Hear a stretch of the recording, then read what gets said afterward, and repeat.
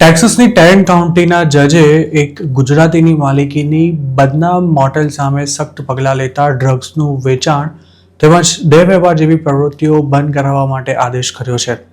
East લેન્કેસ્ટર એવન્યુમાં આવેલી eco નામની આ મોટેલ શેતલ પટેલ નામના એક ગુજરાતી મહિલાની માલિકીની છે, જે મૂળ સાઉથ ગુજરાતના હોવાનું કહેવાય રહ્યું છે.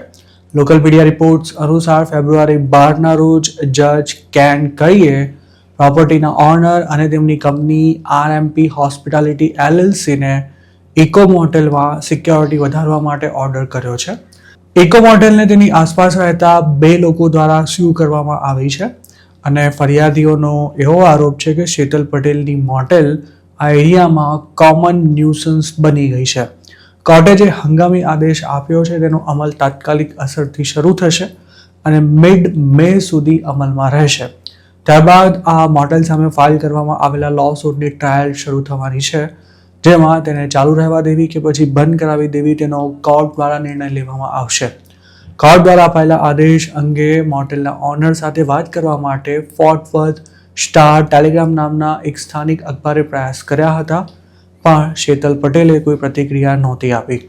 કોર્ટના ઓર્ડર અનુસાર ઇકો મોટેલના ઓનર્સે પ્રેમાઇસીસમાં દરરોજ બપોરથી લઈને રાતના 2 વાગ્યા સુધી આર્મ્ડ સિક્યોરિટી ગાર્ડ રાખવો પડશે, સિક્યોરિટી કેમેરા ઇન્સ્ટોલ કરવા પડશે તેમજ વધારાની લાઇટ્સ નખાવવી પડશે અને સાથે જ પ્રોપર્ટીના ફરતે ફેન્સિંગ કરાવી એન્ટ્રી અને એક્ઝિટ માટે ગેટ બનાવવો પડશે.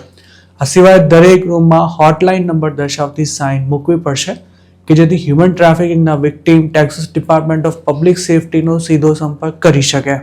શેતલ પટેલની મોટેલને કલાકના હિસાબે રૂમ ભાડે આપવા માટે પણ સખ્ત મનાઈ ફરમાવવામાં આવી છે તેમજ મોટેલના દરેક એમ્પ્લોયનું ફરજિયાત ક્રિમિનલ બેકગ્રાઉન્ડ ચેક પણ કરાવવાનું રહેશે અને છેલ્લા 5 વર્ષમાં જો કોઈને ફેલોની ક્રાઇમમાં દોષિત ઠેરવવામાં આવ્યા હોય કે પછી રજિસ્ટર્ડ સેક્સ ઓફેન્ડર હોય તેવા લોકો આ મોટેલમાં કામ નહીં કરી શકે.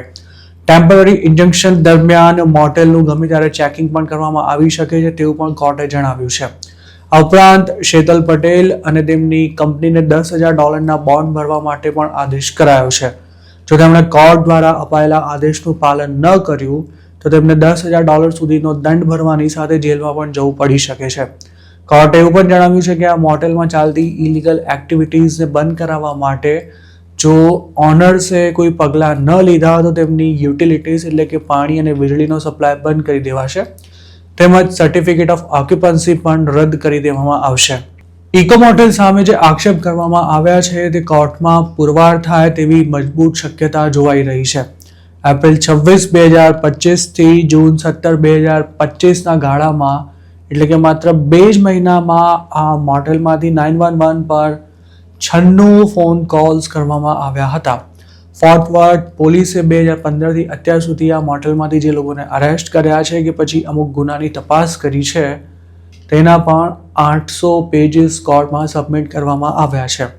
અમેરિકામાં મોટેલ ચલાવતા ગુજરાતીઓનું માની તો ટેક્સાસ જ નહીં પણ યુએસના અન્ય સ્ટેટ્સમાં પણ ઘણા ગુજરાતીઓ આ પ્રકારની પ્રવૃત્તિ ચલાવે છે અને કમાણી કરવા માટે નિયમોનો ભંગ કરી કલાકના હિસાબે પણ રૂમ ભાડે આપવામાં આવતા હોય છે. શેતલ પટેલની મોટેલની જો વાત કરીએ તો આ પ્રોપર્ટી સામે થયેલા આક્ષેપ એટલા ગંભીર છે કે કોર્ટ તેને બંધ કરાવવા સુધીનો પણ આદેશ આપી શકે છે.